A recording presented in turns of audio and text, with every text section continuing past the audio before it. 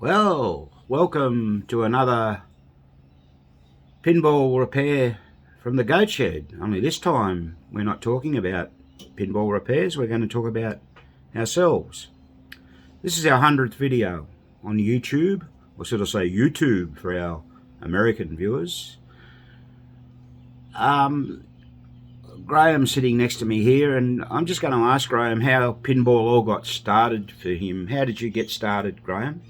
Well, started back in the 60s when I was a young kid, probably around 1966, because I had three older brothers. They were always going to the pinball parlours, and I'd, of course, drag along with them.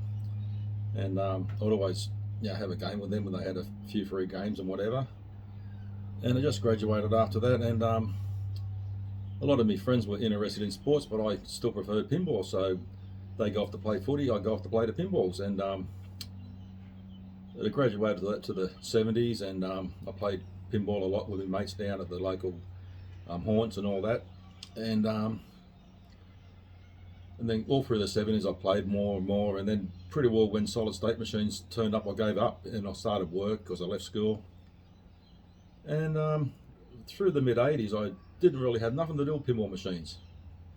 And then around 1985 I was away on holidays up north at the coast of New South Wales at a place called Foster, and there was some pinball machines there. My girlfriend at the time said, "Oh, we'll have a couple of goes." I said, "Yeah, all right." I used to like pinball machines, and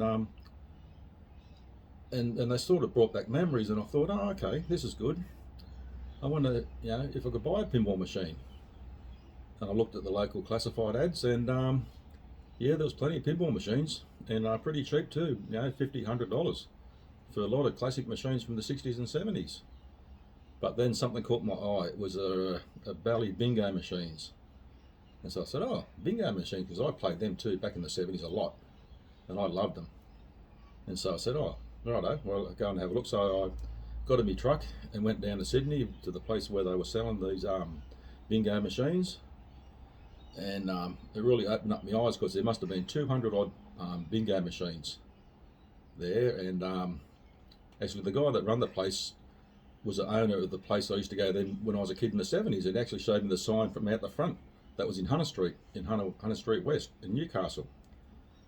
And we got talking. Then he said, "Oh, Graham, come." He said, "Any machine, any pinball machine, you can have for $200." But I wasn't interested. I had the money there for a bingo, so I was out in his work area where he had about 10 machines set up for display that he was selling. And so I picked the Key West because I remember playing that one at the place I was at, and he actually said that was one of the machines that was there. So I actually got a machine that was there, which I still own to this day. And then after that, I got it home, and then I started looking for the papers again. There was pinball machines everywhere, $50, $100, $120. And so I'd get them. If I couldn't fix them, I'd take any parts that I needed off them for another machine. So I ended up gradually fixing them, got better and better, because back then there was no internet, and so you had to learn on your own. And it was good in a way, because I actually learned on the bingo machine, and as a lot of people know, bingo machines are massive compared to pinball machines. And so I had to learn how to read the schematics, everything, went through the whole books, the whole lot, had no help at all. And then I had probably 10 pinball machines at that time, back in I'd say 1989, and I still had my Key West. And unfortunately, I got very, very sick and had to leave work. And I didn't come good till probably 1994, and I really hadn't touched the pinball machine for the last 3 or 4 years. And once I got better, there was nothing to do, because I pretty well retired because of the illness. So I had nothing to do. I had 10 machines sitting around doing nothing. There's only about 2 working. So I just got stuck in and get back into it. And also around that time, because at that time I knew no one, and I seen an ad in the paper, pinball machines wanted. So I rang up the bloke, and actually he lived only 10 minutes away. So he come over, and he was amazed at what I had. And he told me about other blokes that he knew around the area. And as luck would have it, another guy from the same area, another 10 minutes away, was fixing machines on the side the same as I was. And so we sort of got together, And for the next probably 10 to 15 years, we went out on the road nearly every day for the whole day, for the week, fixing pinball machines, buying pinball machines, just learn off each other. We gradually got better. And probably around the early, probably 2010, he sort of, was semi-retired and wanted to do other things. And so I got a lot of parts off him and come back to my shed, that was at the goat shed, and started fixing them here pretty well, and didn't have to advertise. People just know, word of mouth, they turn up, can you have a look at this? And I would. And I've done all the house calls as well, but house calls are really bad to do because you just can't do them anymore. And just got better and better and learnt. And actually, back in the early 2000s, I teamed up, my mate Marco Rogginoli, that wrote the complete pinball book, one of the best-selling pinball books in the world. He come around to my place because he got my number off someone else, and he was amazed at what I had and what I do. And I contributed a little bit to his first book, and then on his second book, I went out and helped with photography and whatever. And before that, I also wrote a few articles, pinball-related articles for magazines, and so I could. He knew I could write, maybe not good, but I could write. And then we decided, since I was on the road with him a lot doing photos, we teamed together to put in an offer to Schiffer to do a run of 3 pinball books. They agreed to do 2 at the time, and we said, right, we'll see how we go. So for the next probably 3 or 4 years, maybe 5 years, we went out taking photos, writing books, writing chapters every night of the week, a lot of work. And we got these 2 books published, which Marco and me are very proud of. Actually, I'm proud of the whole lot that Marco and me done together. So yeah, so anyway, so after that, we go back to about, I don't know, it must be 2015 maybe, where Kim got into pinball machines and found me out at the local Pinfest at Newcastle, and he had just retired and was looking to retire, and decided to get into pinball machines. And since he only lives 10 to 15 minutes away as well, it was a really good opportunity to him to come around and keep him busy, come out of the pub. And so he's been here ever since, and we work 6 half-hour days every week. And this is just a hobby. We do it just for the love of it. And we love the problems. We see lots of problems. Met lots of nice people, and we just enjoy doing it. Yeah, well, there you go.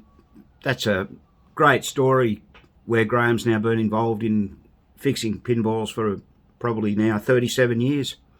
I actually first met him in about 2013, I think it was, at Pinfest, when a friend of mine approached me about fixing a pinball machine. Now, a little bit about myself. Prior to that, I knew nothing about pinball machines except how to play them.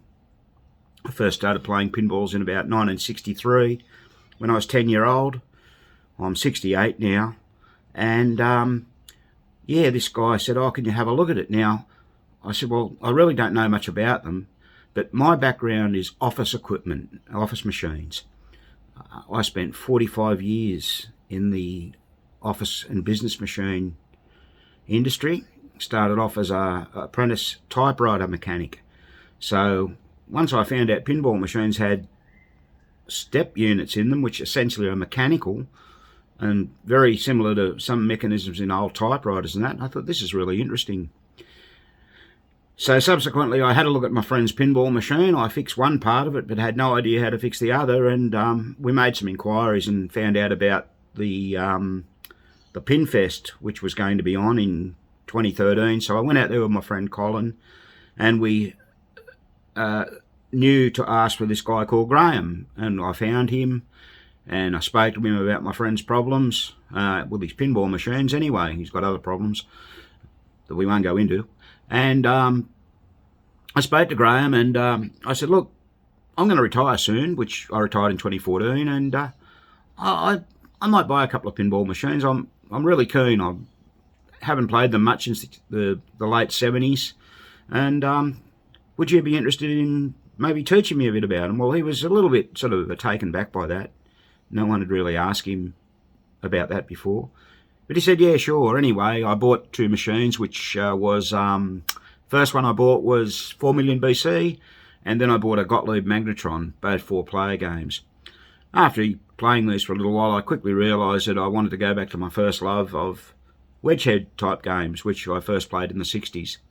So I was very keen to get a machine called Tropic Isle, which Gottlieb bought out in 62 and I first played in about 63. And it took me a while, but I eventually found one of those, and I now have 8 machines in my personal collection. I've previously shown them in videos and on our Facebook page, The Goat Shed, Pinball Repair Specialists. But yeah, today Graham and I work on machines now. We're almost 8 years on, and we're doing work every day. As Graham mentioned, we work 6 days a week for half a day. So we generally put in 4 to 5 hours, depending on how busy we are or how we feel. It is a hobby, but it's a hobby we both enjoy and love. We love bringing these old machines back to life. Occasionally, we've had a couple of machines in here which we've had to shake our head and say no, which is a shame, but time constraints are our biggest issue. We're not a business. We don't want to be working 8 hours a day every day, and Graham's health doesn't permit that.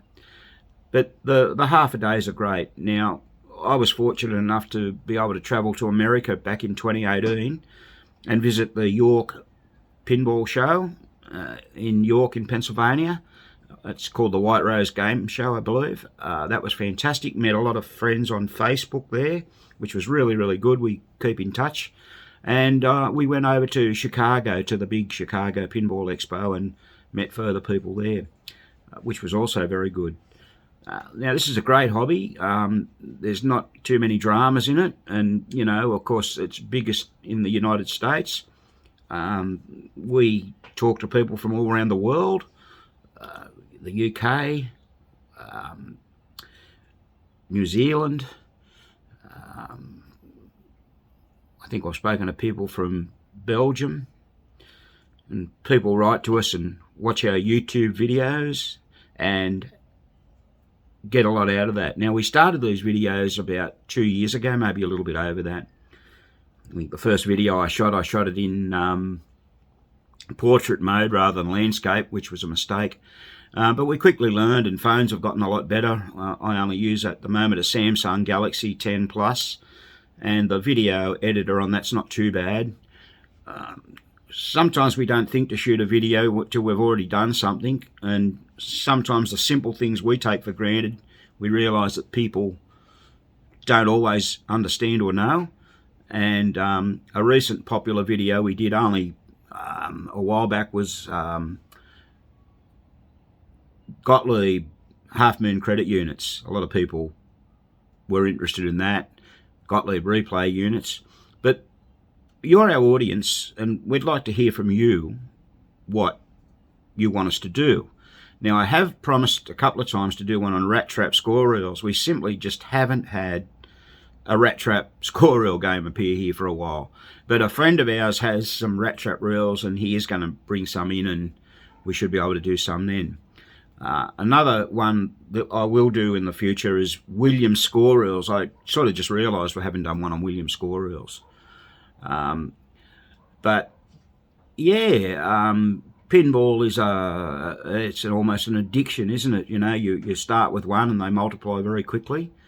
I guess, you know, I'd like more machines, but I had to knock back a beautiful Moulin Rouge the other day. I had a brand new back class and everything, but very reasonably priced. But I simply don't have the room to keep it, and most of the games I have I'll probably hang on to. I would have had to have sold a game.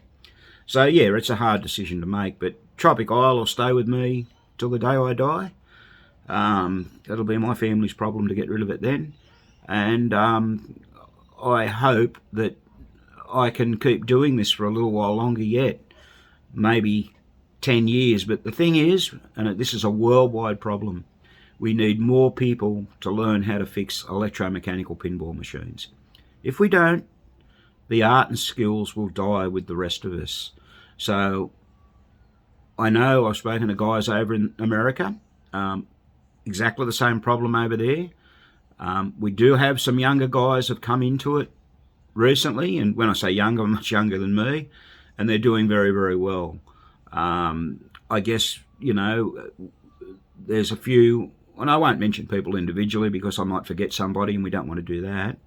But yeah, we're rather hoping to get like an understudy that could come and learn a bit off us. I mean, in the time Graham's been collecting it, we have thousands and thousands and thousands of parts. We might be working on a machine. I say, oh, God damn, this is broken. Graham says, hang on. And he gets a new one out. Well, not a new one, a second-hand one. We've just got so many parts. It's unbelievable. And I think everyone's seen our videos where we've shown our parts.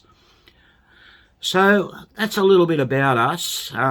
If you've got any questions that you'd like answered, you know, send us a comment in the comments section. Also, please subscribe to our YouTube channel. We try and do at least 2, maybe 3 videos a month. Been a bit slack this month. Don't forget to give us the thumbs up on our videos. That helps a lot, and it moves our videos with YouTube into recognition so people can see our channel. Hopefully YouTube will leave these videos on here for years to come. Because there is some useful information. You know, we make mistakes when we're doing them sometimes, and that happens, but we try and point those mistakes out if we realise it. So, yeah, I can't think. Was there anything else we need to talk about, Graham? Maybe the next course coming up. A lot of people haven't got Facebook and they might want to know when it's coming up. Yeah, okay, so we do run Introduction to Electromechanical Pinball Repairs. We have another course coming up in June 25th. That's a Saturday morning. These courses go for 4 hours, and we cram a fair bit of information into those courses for you. So I think we've still got some vacancies in this one, actually. Contact either me or you. Yeah, so just contact us either via YouTube comments or on Facebook, and we'll happily try and accommodate you in those courses. For the last, probably since August last year, I've been assisting with some online coaching clinics that are done by Fun with Pinball, which is a gentleman called Mark Gibson. He's based out of Colorado. Mark is a very, very experienced pinball guy. He's got a lot of schematics. He's got all the software to draw the lines on the schematics and show people what's going on. And you can sign up for his coaching clinics as well if you so desire. I'm sure they're done pretty much on a Friday evening in the US, which turns out to be Saturday mornings for me over here. And everyone gets to learn a little bit about stuff, you know, and I've gotten a lot out of those courses too. And you get to work on machines and meet people that you haven't sort of met before. Not everyone's on Facebook. But, yeah, absolutely. So, I think that's about it, isn't it? You're going to show the books? Yeah, we've shown the books. They were in the frame earlier on, so those books are still available to buy. Here they are again. So we've got Pinball Snapshots, Air Aces to Xenon, and Pinball Perspectives. Spanky recommended. Aces High to World Series by Marco Rossignoli and Graham McGuinness. And Marco wrote 2 books under his own volition, which are both still available, I think. So there's Spanky. He recommends those books, and those books are said to be the best 4 best books in pinball. So thanks very much for watching, and this has been another Goatshed presentation.